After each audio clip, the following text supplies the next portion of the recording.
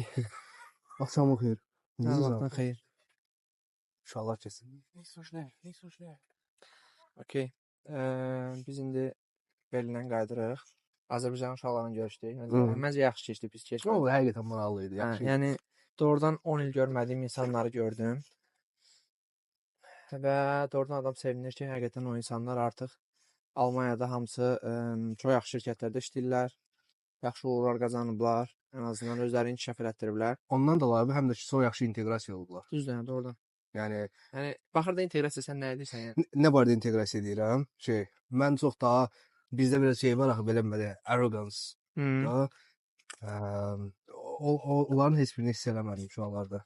Doğrudan çox daha çox open belə danışmaqla. İstəyir də ki, məsələn ən çox xoşuma gələn şey bizdə ümumiyyətlə judgmental olmaq korumuzdadır da, yəni ölürük birini şey eləmək üçün. Biri nəsə bir yaxşı bir şey eləyəndə. O çox pis şeydir. Tapıb onu eləməlidir. Çox pis şeydir. Amma onu hiss eləmədim. Məsələn, uşaqlar taşı deyək, hər hansı fikirlərini, MVP-ni və s. kimi demo edirdilər. Birinci demoda çox bir insan başa düşməmiş. Amma hamı arasında deyir ki, mən bu hissəsini başa düşmürəm, bu başa düşdüm. Heç kim bunu aydın bir şəkildə demədi ki, qardaş, nə başa salırsan? Heç kim bir şey demədi. O çox xoşuma gəlmişdi əslində.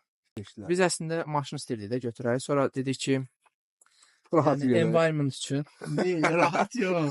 Environment üçün. Yəni belə şeylərdə biz məsuliyyət daşıyırıq. Bəli, biz elə. Fərd olaraq. Bəli. Amma dedik ki, environment üçün. Nə olsun ki, pulumuz var, nə olsun maşın götürə bilərik. Hər şey eləyə bilərik amma. 100k maaş alırıq. Əsas odur ki, biz biraz təbiəti düşünərək. Vətənsevərdik. Yox, vətənsevər sayılmır əslində. Təbiətsevər sayılır. Biz əslində. Ona görə dedik ki, qatarla gedək, yəni təbiətə ziyan vurmayaq. Odur ki, həm də qatar baxımından tez gəldik də. O zaman bir şey deyim, həm qatarda oturduq biraz işlədik. Elədir. Ondan da bu video çəkmə şansı yarandı, yəni. Video çəkmə şansı. Həm də ki, ən azından da 4 saat fokus olmaq məcburiyyətimiz artıq yox idi. Yəni süper. Ən azından bir 3 kilometr olacaq da bu yoldan sonra rahat yorulmuş olacaq. Gəldik, getdik otelə, rahatladıq, ondan sonra getdik İzlasa. Sonra konferans idi. Əsas nə tərdir mən bəyəm Azərbaycan Mühəndislərinin Assosiasiyasının yaz qurultayı. Aslında da həqiqətən idi. Yaz qurultayı, indi yay qurultayı olacaq növbətlərdə. Növbətdə yəqin ki, biz gələ bilməyəcəyik. Böyük ehtimal gəlməyəcək. Azərbaycanda var yəqin. Yəqin ki. Amma problem odur ki, Berlin də paytaxt şəhərliyi bu qədər böyük, hər şey var da, hər possibility. Axşam saat 11-də heç tapa bilmədik yeməyə. Doğrudan maşınla bütün şəhəri quruq elədik. Çox qəribə bir şey. Təsəvvür yazıb ki, Maps-də. Restoran var, pizzeriyada. Biz gələcək orada yemək yeyəcəyik. Gedək pizzeriya bağlıdır. Orada 2-3 dənə oğlan oturub remont edir. Qardaş saat 11-12-nin yarısı. O səviyyədə gəldi, qayıtdı otelə, deyir oteldə yeyək. Otelin də keçini bağlı idi. Bizə qoz fındıq verdilər ki, başınıza qatında bunlar. Yəni yaxşı şey var idi də yəni. Sizə də yaxşı ki, utanıb pulunu almadılar bizə. Həqiqətən doğrudan qoz fındığın pulunu almadılar bizə. Amma çox quality bir şey idi, yaxşı idi. Qəşəng bir şey. Wasabi sən xoşum gəlmədi, amma qəşəng idi. Mən yemədim. İntizamən qaydaq uşaqlar finalda oradan Azərbaycanlı developerlar, yəni həm tanış simalar gördük, həm də ki o sən dediyin çox önəmli faktorlar ki, doğrudan bu insanlar ya bura o mövzuda inteqrasiya olublar həqiqətən. Yəni o judgment söhbətləri falan daha yoxdur. Yəni insan doğrudan bütün o prezentasiya edənlər, bütün iki nəfər prezentasiyadır, bir nəfər konsulluqdan var idi. Konsulluqdan. O açıqlama skript edir, o önəmli deyildi bizim üçün. Yəni amma ən azından bir rəng qatdı da dinən dediyim kimi. Yəni biraz hiss elədik ki, aha Azərbaycan. Biraz o şey gəldi. Qoş gəldi şeydən, kostyum azondan belə biraz. Yəni də hiss etsən ki, yəni Azərbaycan. O gəldi. Azərbaycan o amma ən çox xoşuma gələn o Azərin o şeyi gətirməyi idi. Recruiter var idi. Çox ağıllı bir şeydir diyor. Biraz elə bil oyandıq ki, klik elədi orada. Yəni bu qədər belə rezonans ola bilməzdi. Deyir, sadəcə 25% hiring manager-lə trained-dir. Yerdə qalan 75% sadəcə bullshit. Yəni düşün, trained olmayan menecerlərlə elədiyimiz intervyular mən açıq bu vaxtlarda, yəni Imoveldən çıxıb iş axtardığım müddətdə, yəni əməlli stres yaşadım da, yəni bu tip menecerlərlə adamlar çünki hiring prosesi bilmirlər də, yəni və sənə stresi salırlar.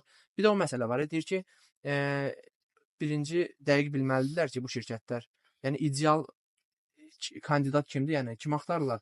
Həmin o kandidatda nə olmalıdır ki, yəni də fulfill eləsin həmin pozisiyonu. İdeal kandidat axtarmaq çox yaxşı bir şeydir.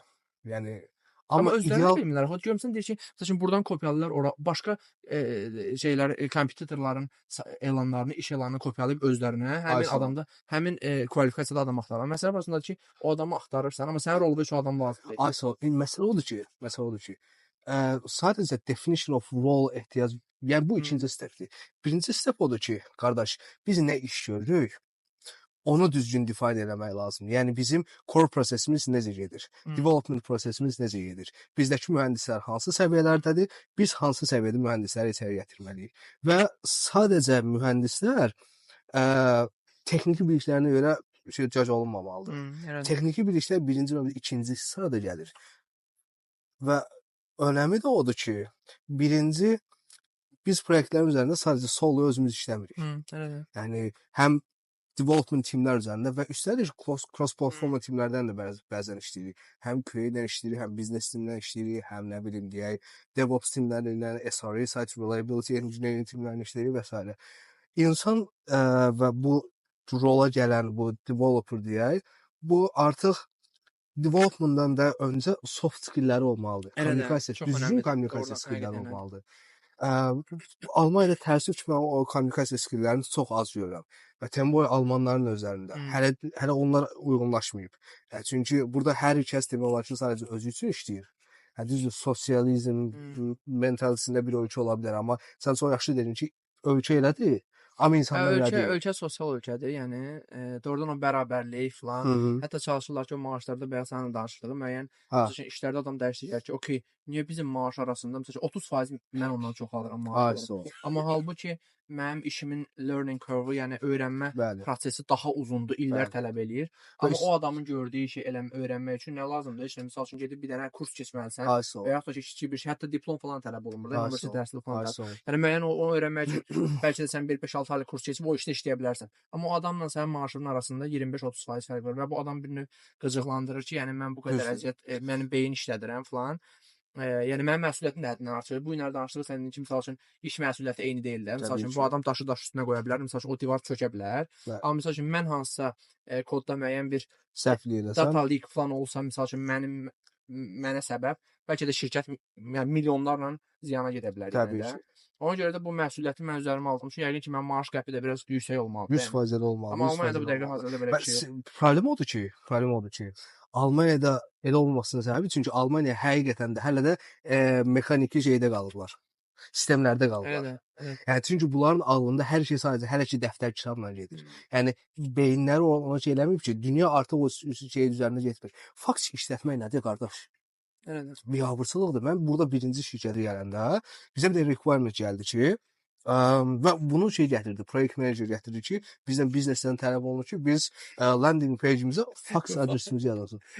Qaldım, dedim, nə yazacaqsınız? Fax adres. Dedim, o vaxt bildiyimiz faxda, yəni şey deyirsən, nömrədən zəng gelib, oradan dokumentə tır belə çıxırdı. Dedim, hə. Dedim, bunu işlədirsiniz, çünki mən atam görmüşəm onu şeyləri. Nə bileyim, mən 5-6 yaşımda olaraq artıq onu bağlayıb qoymuşdular ki, hə, belə bir şeylə işlədirdik.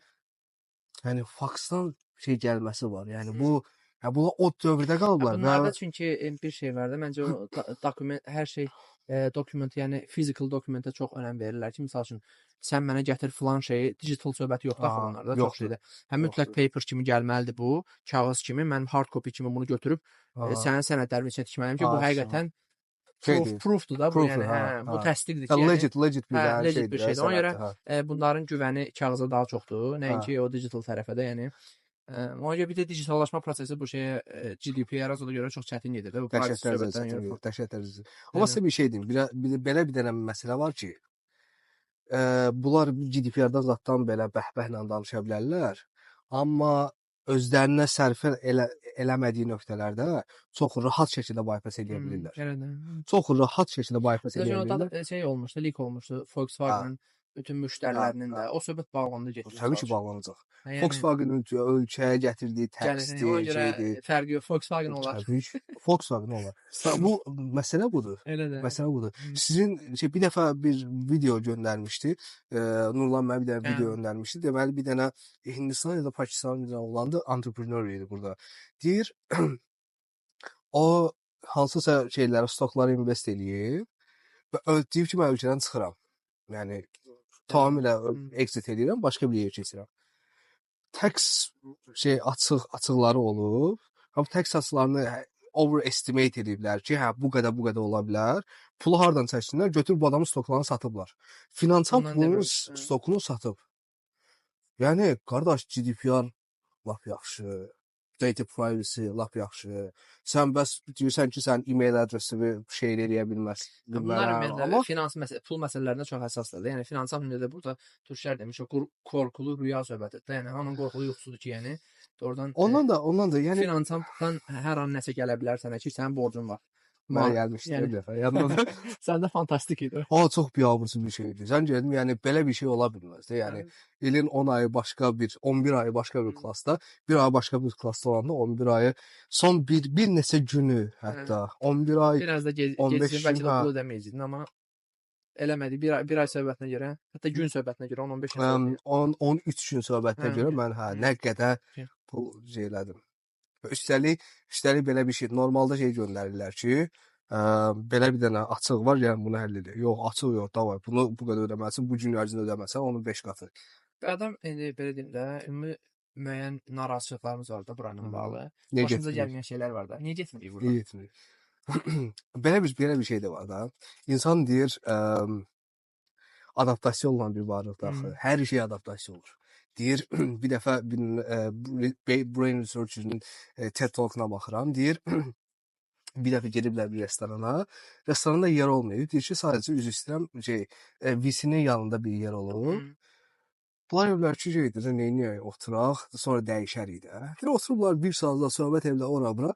Başqa sonradan bir zaman sonra şey gəlib. Ofisiant gəlib bunlara deyib ki, təzə bir yerimiz boşaldı. Gəlin siz ora keçirdək də, artıq VC-nin yanında oturmayın. Bunlar əvvəla ki, yox, əslində yaxşıdır. Yəni, çünki insan artıq bir yerə uyğunlaşır, hətta ora VC-nin yanı belə olsa. Elə də, elə də. Yəni, indi təbii ki, bizim Almaniya ilə müqayisəmiz o deyil. Amma, yəni, bir çox rahatçılığımızı artıq burada qurmuşuq deyənə, tam olaraq, yəni, deyək ki, sadəcə 100% köçürük başqa bir yer, başqa bir yerdə gedib işləyəcək. Bu, dildə asan gələ bilər. Qardaş, burada işləməni getmir. Amma bizim işlərimiz elə bir şey ki, bizim işlərdə bir şirkətdən başqa bir şirkətə keçmək üçün biz minimum 2 ay hazırlaşırıq. Və bunu təsəvvür edin, iş dəyişmək bu deyil. İşi dəyişəndən sonra biz minimum 6 ay, 1 il adaptasiya keçirik. Elə də, proyektləri tanıyırsan, insanları tanıyırsan. Təbii ki. Yəni, o tutacaq mı, tutmayacaq mı bəlli deyil. Düzdür. Bu sadəcə amma şeydir, iş tutmadı, canı sağ olsun, başqa bir iş istəyirsə, axır biri tutacaq. Amma bu ölkə dəyişmək artıq, yəni bunun sənədləşmə işləri var. Almaniyada azdan çoxdan finansamdır, odur, budur, bunları artıq bildik. Öyrənmişlər. Öyrənmişik, ay sağ ol. İndi təsəvvür et, getdin sən İspaniyaya. Eyni şeyləri təzədən öyrənmək məcburiyyətindəsən. Mən aslında düşünmürəm, yəni Avropada başqa bir ölkədə, yəni İspaniyada, yəni nə bilim, sən özün İrlandiyada olmusan da neçə il orada yaşamısan. Yəni mən düşünmürəm ki, fantastik bir maaş qəpi var ölkələr arasında. Yəni bəlkə 1000 o tərəf, 1000 bu tərəf nəsə bir şey ola bilər. Yəni 1000 də yox, yəni 500-lər, 700-lər falan. Düşünmürəm, dəhşət bir şey. Yəni bu baxımdan müqayisə etsək, yəqin ki, Almaniya hələ də belə baxsan, məsəl üçün burada yaşayış xərclərini nəzərə alsaq, produkt qiymətləri falan baxın hələ bəlkə daha yaxşı yerdədir, yəni. Yaxşıdır. Amma məsəl üçün söhbət Azərbaycandan gedirsə, bir neçə dəfə belə olub ki, çerez tanışlar falan yaxşı təkliflər eşitmişəm. Məsəl üçün olsun Paşa Bank, ümumiyyətlə Paşa Holding şirkətləri falan və yaxud da ki, ümumiyyətlə bank sektorudur. Bizdə bu dəqiqə nədir? Mobil operatorlar ya da bank sektorudur. Yəni ən çox onlar işlədir.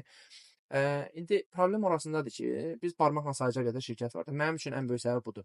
Bizim barmaqla sayacaq qədər Azərbaycanda şirkət var. Misal üçün deyək, mənim işlədim deyək ki, Paşa Bankda bir problem yaratdı. Və kapitalda işlədim. Necə bir problem yarandı? Kiminsə mən xoşuna gəlmədi. Misal üçün. Dedi ki, sən qaralayıram bütün şirkət, qrup şirkət daxilində də yəni. Mən qaralarlar, mən harda işləyəcəm? uzağa keçəcək misal ki, Azərselə deyək ki də, insan o da, yəni deyək ki, mənim bir 10 illik karyeramda Azərseldə də nəsə bir xoşuma gəlmədi də nəsə. Elə bir insan çıxdı ki, mənim menecerim, mənim ondan konfliktim yarandı. Və ya da ki, mən o insandan artıq işləmək istəmirəm. Mən oralara çıxıb Və üstəlik eşitdiyim qədərilə, deməli böyük korporasiyaların HR arasında bir connection var. Hə də, yəni Azərbaycan balaca ölkədə belə. Azərbaycan deməkdə Bakı deyək. Bakıdır. Bakıdan ibarətdir O yəni. da Bakıdan ibarətdir, yəni belə. Bu şeyləri, bu məlumatları aralarında çox rahat paylaşa bilirlər də. Amma burada elə deyil. Səndən icazə almamış o şirkətə gedə bilmir. Yəni böyük ehtimalla da getmir. Amma Azərbaycanda biraz Səndən icazə almamış zəng edib heç soruşa bilmir. Yox, soruşa icazəsi yoxdur. Hə, yəni elə bir şey mən indiyə qədər rastıma da çıxmır. Uzağı maksimum nə olub? Maksimum nə olur? Deyirlər ki, hə də, yəni recommendation letter, yəni o kağızı gətirir ki, yəni tövsiyə sənin haqqında məktubu gətir ki, yəni sən necə işləmisən, hansı proyekt işləmisən, necə işləmisən. Normalda bizim işlərə çox, yəni yüksək dərəcələrdə onu yoxlamırlar. Elədir. You made the check-in, right? We did. Yeah, we did.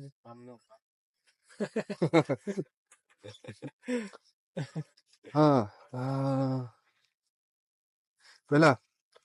O barədə, yəni mənim əsas, yəni bazar balacadır. Yəni mən deməyim odur ki, yəni 10 il ərzində ola bilər ki, mən bu şirkətlərin hamısını gəzim və müəyyən problemlər yaransın. Bu şirkətlər dediyimdə 2-3 dənə şirkətdir. Yəni mənim orada bir 3 dənə şansım var, səhv eləmə şansım var. O 3 dənə səhvi mən deyək ki, bu karyeram müddətində doldurdumsa, mənim artıq döyə biləcək qapım yoxdur ki, mən orada iş axtarım və ya iş tapım. Orada qalır balaca o qəpik quruş şirkətlər, onlar da sənin burada qazandığın maaşı verəsi deyirlər. Yəni artıq sən yarısını da verəsi deyirlər. Üstəlik downgrade eləmək istəmirsən. Hə, əlbəttə downgrade eləmək istəmirsən. Sən belə bir şey olmasın. Burada bu qədər pul qazanırsan, bu qədər işlər görürsən və üstəlik sadəcə iş söhbəti də deyil. Məsələn deyək, sən iş görsən, amma bizim biznes servislərimiz belə o belə şey olur, expensive olur və bunlar hamısı qarşılıqlı.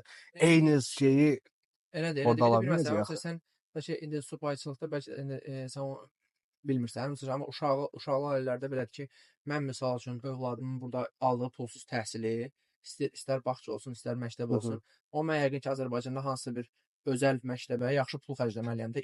İldə ən azı belə düşünürəm ki, 20 min, 15 min pul xərcləməliyəm. Yəni minimumda yəqin ki, Allah olsun, yəni 8-10 mini fərq yoxdur. Hansı ki, mən burada onu pulsuz ala bilirəm. Doğru, yəni o tədris səviyyəsini, yəni amma Azərbaycan dövlət məktəbində mənim uşağım yəqin ki, əziyyət çəkər. Çünki belə bir şey var. Məsələn, indiki 15 yaşında uşaqlarda, məsələn, bizim köhnə iş yoldaşlarının, onların ailələrinin uşaqlarından görmüşəm. 15 yaşında uşaqları artıq çox səlis səviyyədə ingiliscə danışa bilər. Yəni mənlə düzgün kommunikasiya qura bilirdilər. Və üstəlik sadə məsələləri deyil. Bəzən biraz dərinə gələndə artıq görürsən bu uşaqlar həqiqətən o dildə və ikinci dildə bunu danışa biləcək şeydədirlər. Kapasitədədirlər. Amma bizdə əminəm ki, elə deyil. Olsa da sən demiş, özəl məktəblərdə olacaq. Onlar da əgər sənin maşallah 2 oğlun var. O hər 2 uşaq üçün 20 min pul versən 40 min sadəcə ildə yəni ki, mən ancaq maaşımı onlar üçün işləyim də. Yəni elə çıxır. Yəni məncə bu artıq hər şeyə cavab verir ki, yəni nəyə görə biz burdayıq, yəni və nəyə görə də burada qalmaq istəyirik. Yəni amma buna baxmayaraq Almaniyada da problemlər var həqiqətən, bürokratiya ilə bağlı və insan təəssüf eləyir ki, məsəl üçün mənim planım odur ki, mən bu ölkəni tərk eləməyim açıqcası, burada qalım və long term, uzun müddətli burada qalmağı istədiyim üçün də buradakı problemlər məni narahat etməyə başlayır da. Necə ki, Azərbaycanda nələrsə bizi narahat edir, çünki biz orada doğub böyüdük. Bəzən də özümüzə deyirik ki, işimizi yenə də burada saxlayaq. Financial income-ımız burada qalsın. Yəni Azərbaycana gedək. Çünki buradan financial income-ımızdan Azərbaycanda istədiklərimizi yenə də eləyə biləcəyik. Yenə də uşaqlarımızı bahalı məktəbə qoya biləcəyik. Yenə də düzgün evimiz olacaq, düzgün maşınımız olacaq və xərclərimizi normal həqiqətən onu qarşılayacaq. Və üstəlik də bizim bu dərəcə Almaniyadakı bu sosial şeyimiz, statusumuz elədir ki, biz hətta işimiz olmasa da bizim indiyə qədər bu sosial bu vergilərdə falan yığılan bizim pullarımız onu yenə də müəyyən qədərini cover edəcək. Biz tutaq ki, deyək bir işdə problem oldu, şirkət çökdü, sistem çökdü və s. Təzə bir yer keçənə qədər bizim orada sosial təksdə yığıldığımız pullar, işsizlik sığortamızdır. Bunlar hamısı bir-birini. Göstərdəki şeydir, şirkət batandan sonra bunun kompensasiyasını atdı. Belə şeylər dövlət özü çox rahat bir 2 il səni rahat şəkildə heç bir problemsiz daşıyacaq. Yəni o riskimiz yoxdur. Bizim üçün ən yaxşı variant odur əslində. Azərbaycan Almaniyada və Avropadan pul al, Azərbaycana etmək. Düzdür, indi Azərbaycanda biraz bəzən danışırıq, məsələn, super getdik Azərbaycana. Məsələn, deyək 2 ay Azərbaycanda olursan, bizim üçün normal Azərbaycan yerində şey nədir? vəziyyətdə. Biz belə edirik. Getdik, samolyotdan düşdük, gəldin evə. Bala xoş gəlmisən falan filan oturdun. Səhər duran kimi bir dənə list qoyulur qabağa başı. Falan adam var. Davay zəng vur bunlara.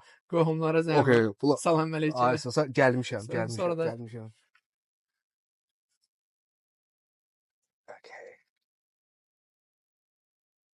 Okay. Buranda bu söhbətlər var da, hamı özünü polis hesab edir. Hə, hardaydı bu işarə? Hə, də orada. Hə, bu bağış. Okay, olsun. Problem yox. Hə. Bizə olar. Biz əzəm edir. Buranı ən sevmədiyim bir şeydir. Qardaş, sən Əslində mən belə şeylərə doğrudan hörmət edirəm və doğrudan indi biz buranı özümüz seçdik ki, sakitçilik olsun. Amma məsələ burasında ki, burada adam da yoxdur. Yəni burada adam yoxdur həqiqətən.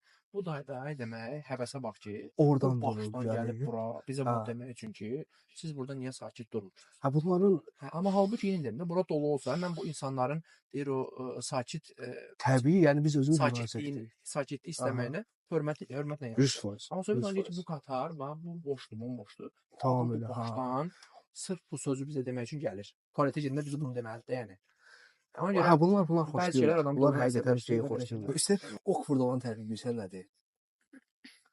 Gəlmişəm, laf yaxşıdır. Məncə sevinirlər, yəni sən deyəndə ki, gəlmişəm, qonaq çağırırlar, gedirsən, maraqlanırlar. Amma insan biraz qəribə olur ki, hə, bunu yəni demək üçün.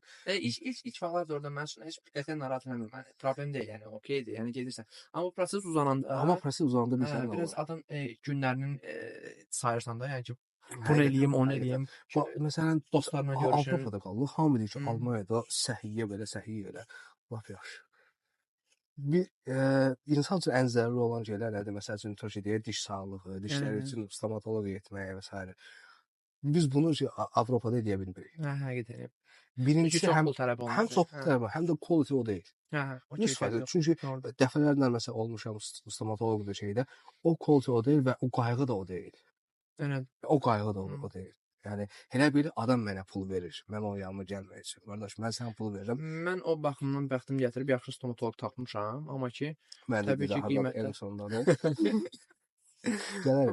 amma ki hər bir halda qiymətlər burada fantastikdir, yəni. Hə, çox bahadır, çox baha. Adi bir diş plombu, yəni bu ağ rəngdə plomb qiyməti 120-130 avroya başa gəlir. Yəni halbuki Azərbaycanda bunu çox ucuz qiymət edir. Problem odur ki, bizdən hər aylıq minimum 550-600 avro sığorta pulu çıxır. Hə, sığorta pulu çıxır. Yəni biz aylıq 600 avro sığortaya pul veririk. Bu yerdə qalan vergilərdən. Başa bildiyim maaşı nə qədərdir? İndi siz təsəvvür edin ki, biz bu qədər pulla yenə də qarşılanır. Hə, bir dəfə mənim gözümdə astigmat var. Və mən məsələn maşın sürəndə və yaxud da ki, maşın sürməsəm belə, axşam vaxtları işıqları, məsələn, o bir işığı 2 dənə görürəm. Çünki nədənsə bilmirəm, beynimə gedən o göz siqnallarında birində əyrilik var. Yəni ki, çəpləndirir, biraz fərqli görürəm. Və mən gözümü normalda məsələn Bakıya gedəndə oftalmoloqa yoxladıram ki, daha diqqətlə yoxlasın, lazımsa biraz təmizləsin, eləsin. Eynisində buradan gözləyirəm ki, eyni proses burada da baş verəcək. Deməli, mən oturdum, baxdım oftalmoloqlara, gördüm, bunların heç birinə növbə yoxdur. Bir dənəsini artıq tapdım. Bu növbədə nə vaxt? 126 gün sonra. 126 gün, 126 gün, yəni 4 aydan 4 ay 6 gündə belə bir şey deyil. Və sonra gözlədim ki, o vaxta qədər də əyri görür, gəzir. Deməli, siz getdim 4 ay 6 gün sonra bu da İranlı idi deyəsən, bir İranlı var idi. Mənə dedilər ki, gözlə həkim gəldi. Həkim gəldi, girdim otağına, dedim, mənim gözümü yoxlatmaq lazımdır, ora. Dedim, biz gözü yoxlamırıq. Biz sadəcə əməliyyat edirik.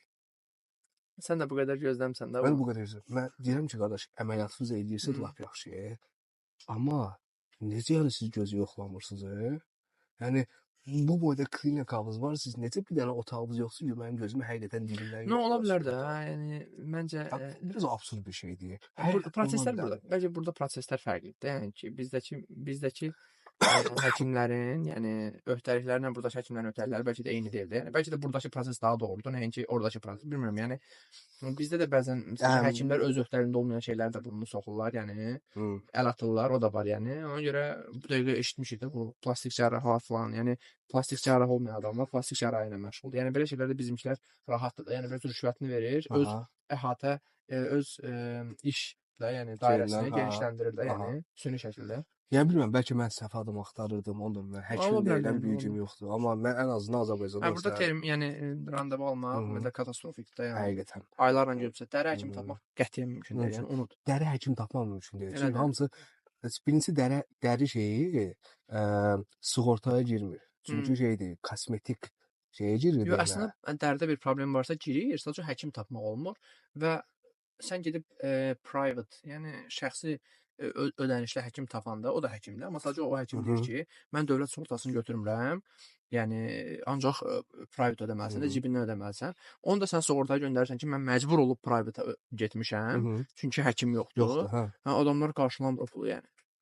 Yəni belədir. Təəssüf. İstəyirsənsə öz pulu var, yəni gedirsən və acil bir həkimə ziyarət eləmək, yəni hə problemə baxıb bir dənə resept yazmaq başa gəlir 200-250 avroya. Yəni. Və Hüseyn qardaş Plus da ki, onun yazdığı reseptdə sən gedib sığortanın hesabını ala bilmirsən o dərmanları. Bəli. Yəni. Bəli. Və bir də məsələdə şeydir ki, indi biz biraz söhbəti biraz haşiyə çıxdıq, Bakıdan danışırdıq. Yəni bizim üçün əsas məsələlərdən biri odur da, yəni həkim. Çünki biz buradan həqiqətən safir edirik.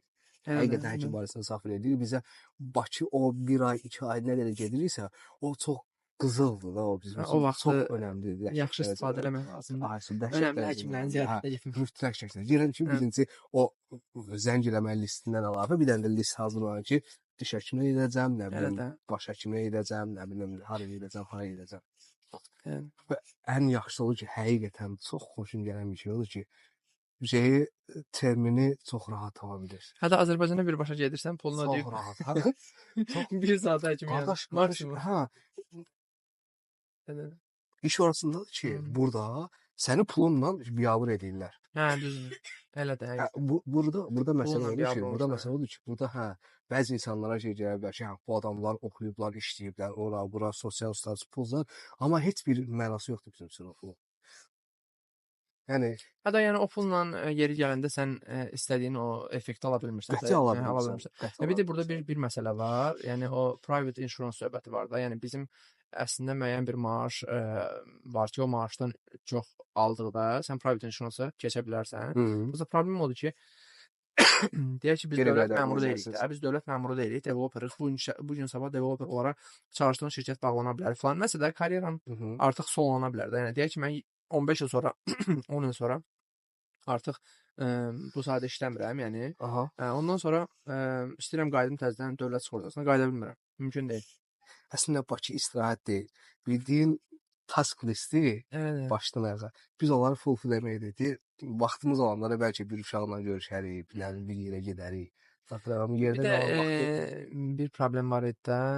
Şirkətlər, yəni burada işlədiyimiz şirkətlər Azərbaycandan işləməyə icazə vermir. Yəni Azərbaycan EU deyildi, EU-ya aid deyildi. Yəni Avropa Birliyi ölkələrində icazə verirlər, o da ki çox uzun deyil. Səhvimizsə 2 həftədən çox icazə vermirlər. Bizdə şirkət belədir, yəni. Problem odur ki, məsələn, bir çox şirkətlər, yəni burada məsələ odur ki, paranoya məsələsidir. Bu millətdə biraz idarə eləmək. Millət dediyim, yəni bunların həqiqətən qorunda odur ki, şey eləmək, həqiqətən kontrol eləsin. Yəni bir adama güvənə, bu işi. Mən əslində o maraqlanıram. Mən bizim şirkətlə maraqlanıram. Bu adamların yəni bu şəxsi bir şey yoxdur, yəni. Sənə deyim, sənin şəxsi bir qərəzi yoxdur deyə bunu icazə vermir. Belə bir şey deyil. Yox, sadəcə olaraq dövlət şeyində belə bir yox, dövlət şeyində belə bir şey yoxdur.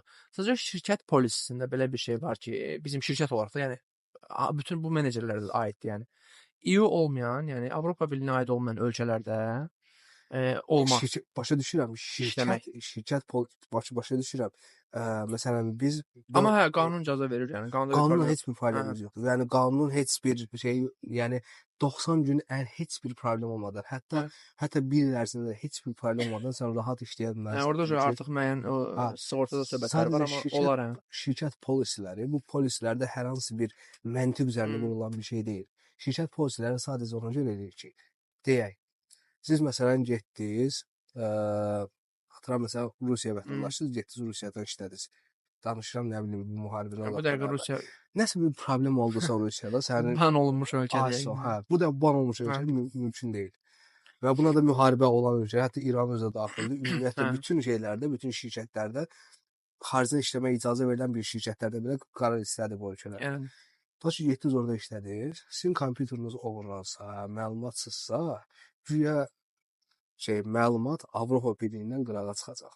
Yəni və hansı məlumatda yəni? Hansı məlumat? Çox Hə. yəni lazımsız məlumatlar. Yəni.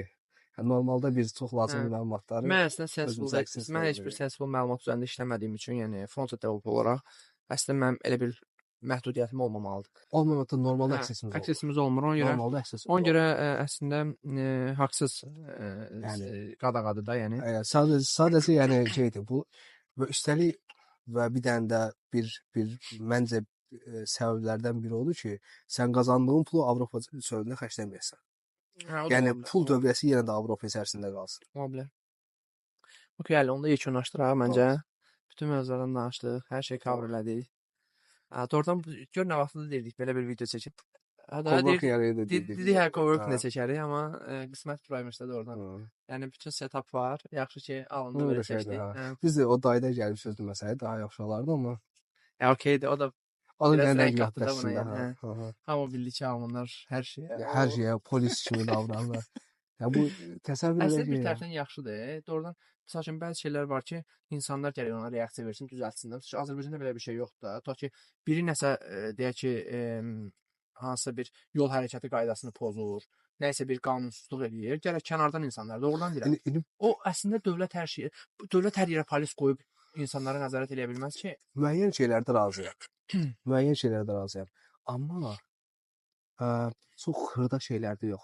Çox xırdalığa gedirlər düzdür. Məsəl üçün mən eşitmişəm deyək ki, birinin evi var, şəxsi evidir də bunun. Məsəl üçün bu bunun qonşusudur. Onun da şəxsi məhəlləsi evi var da, yəni həyəti var.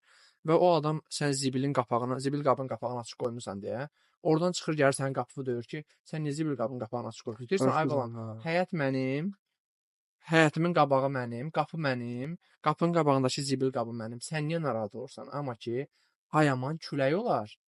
Sənin zibil qabının içindəki zibillər, yəni kağızlar falan çölə tökülər. Onun qapağını ört. Və yaxud da ki, yaxşı qonşusansa deyək ki, gəlib qapını döyəcək və ört onun qapağını. Bir dəfə də mənim göründə denə ki, ay qonşu, keçən dəfə qapağını mən bağladım.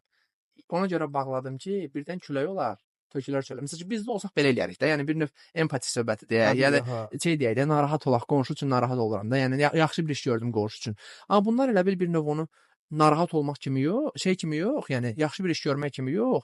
Bunu elə bir səni gözünə soxmaq kimi ki, yəni xaricdən gələn. Yoxsa xarici söhbət deyil. Başa düşürsə, belə qaydalar. Məncə burada məsələ bilsən nədir? Mən özüm analiz edirəm məsələ. Ego dissatisfaction deyilən bir şey var bunlarda. Və bir insan başqasını normalda biz deyirik, biz Azərbaycanda pisləyirik. Nəyə görə? Çox yaxşı hiss elətdirir. Mən durmadan roast eləsəm, çox yaxşı hiss elətdirir ki, və şey olaraq öz beynimdə status səviyyəsində mən səndən daha higher level'da qoyur. Çünki mən sənin səhvini tapdım, sən öz beynini və sən bunu acknowledge edin ki, səhv məndir və heç nə deyə bilmədin. Ola bilər, düzdür. Amma bu çox belə deyək, türklərin bir sözü var, aşağılıq bir şeydə o hissiyat. Hissdir oradan. Etik bir hiss deyil. O əslində səni fikirləşmir. O sən fikirləşmir. O özündə fikirləşmir. Sən blame eləmək üçün elə bil sevinir də, ləzzət edir ona. O zibil hamı deyir ki, bir dənə o zibil qutuları bir surface layer'da bir şey deyil də, çox dərin bir şeydir. Hələ o preslərin hələ üstünə basırsan ki, o kartonları da tökür. Oradan tsunami olsa bile bəlkə Florida tsunami olsa bəlkə çıxar. Onda onu sən evinə edəcəksən. Narahat olma. Zibili aparırsan, sən də evi aparırsan. Elədir. Məsələ bunların o zibil məsələsi deyil. Məsələ odur ki, məsələn bu Çin də gəlib oradan bura gəlib deməsi özü-özünə. Çünki bizim də tərdir. Belə bir məsələ var. Yox, bizə barmaqla onu göstərdiyinə görə o demək istəyir ki, yəni siz bilmirsiniz də, yəni burada oturmusunuz, burada səs eləmək olmaz da, yəni bilin də, yəni bunu. Amma yenə də əminəm ki, bizim səsimiz ona qətiyyən getmir. Yəni yetəri qədər o leveli biz qoruyuruq da, səs levelini. Nəysə, mövzunu bağlayaq mənim, çox uzatmayaq. Çünki mən bilirəm ki, bu video nə qədər uzansa, biz çox mövzu danışacağıq. Sonra bunu yükləyə də bilən deyiləm. Sonra bunu doğrayıb montaj eləmək yenə mənə qalacaq. Ona görə yekunlaşdıraq. Qəşəng. Çox sağ ol Əli. Xoş söhbət oldu sənin. Təşəkkür. Sağ ol ki, yəni şeydir. Mən də mikrofonu verdim. Xoşdur. Dünənləri mikrofon üçün dünənləri hamıya verdim mikrofonu, bir də mən qaldım. Şeydir. Hamıya verdim. Dünən təzə düşürdüm ki, mikrofonu geri verdim. Mikrofonu hamı götürüb gedir. Hamı götürüb gedir həqiqətən. Heç kim bilən şeylər mikrofon gedir. Yaxşı oldu. Çox sağ ol. Buyur qardaş. Yekunlaşdıraq.